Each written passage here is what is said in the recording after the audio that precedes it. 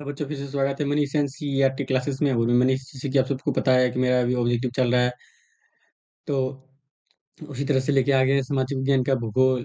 भूगोल का chapter number 1, Bharat, संसाधन एवं उपयोग। तो चलिए शुरू करते हैं। सबसे पहला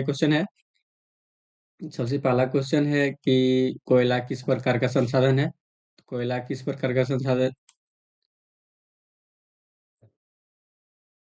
तो कोयला अनवी अनवीकरणीय संसाधन है। ठीक है, तो ये नंबर ऑप्शन सही हो जाएगा।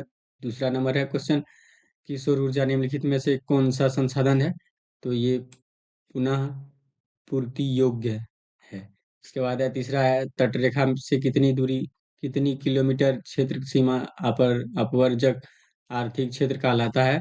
तो ये कहलाता है 200 mn। इसके बाद आगे है 4 नंबर में कि समुद्री क्षेत्र में राजनीतिक सीमा के कितने किलोमीटर क्षेत्र तक राष्ट्रीय संपदा निहित है। तो 12.2 किलोमीटर। इसके बाद पांचवा है लौह अयस्क किस प्रकार का संसाधन है। तो ये हो जाएगा अनवीकरणीय योग्य। इसके बाद 6 नंबर है ज्वारी ऊर्जा निम्नलिखित में से किस प्रकार का संसाधन है। तो इसमें हो जाएगा पुनः पूर्ति योग्य। इसके बाद है 7 नंबर का पवन ऊर्जा किस प्रकार का संसाधन है।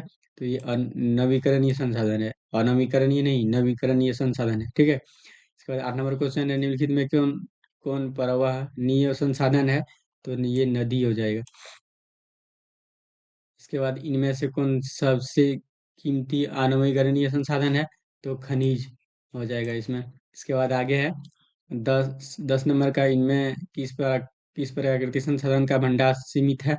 तो ये हो जाएगा इसमें बी, कोयला। इसके बाद आगे है 11 नंबर का संसाधन के रूप में किस पदार्थ का अस्तित्व किस पर निर्भर करता है। तो ये उपयोगिता के आधार पर निर्भर करता है। इसके बाद आगे है 12 नंबर में संसाधन के विवेकपूर्ण उपयोग का प्रस्ताव किस वर्ष आया। तो ये आया था 1968 में। इसके बाद सार्वजनिक स्थान पर बना मंदिर किस प्रकार का संसाधन होता है। तो ये होता है सामुदायिक। इसके बाद आगे है लिमिट लिमिट्स टू ग्रोथ नामक पुस्तक किस वर्ष प्रकाशित हुई। तो ये हुआ 1972 ईस्वी में। इसके बाद आगे है 15 नंबर का क्वेश्चन 1992 में रियो डी जेनेरो में कौन सा सम्मेलन हुआ था। तो ये हुआ था पृथ्वी सम्मेलन हुआ था।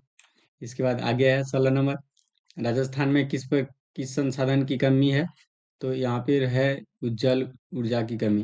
इसके बाद आगे है 17 नंबर का संसाधन होते नहीं बनते हैं किनका कथन है। तो ये है जिम जिमरमैन।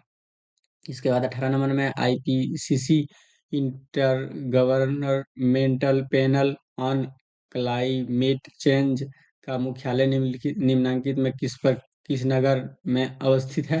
तो ये है जेनेवा में। इसके बाद आगे है 19 नंबर में स्मॉल इज ब्यूटीफुल किन किन की रचना है। तो ये सुमेसर का सुमेसर की रचना है। इसके बाद है 20 नंबर का क्योटो क्योटो सम्मेलन कब हुआ था। तो ये हुआ था 1997 में। इसके बाद है 21 नंबर में किसने कहा था कि हमारे पास पेट भरने के लिए बहुत कुछ है परंतु पेटी भरने के लिए नहीं। तो ये इसका आंसर आप लोग कमेंट में बताइएगा कि कौन सा हो जाएगा होगा। ठीक है, तो आज एक इजी क्वेश्चन लेकर आए थे। तो मिलेंगे अगली वीडियो में, तब तक के लिए धन्यवाद। Nice to meet you.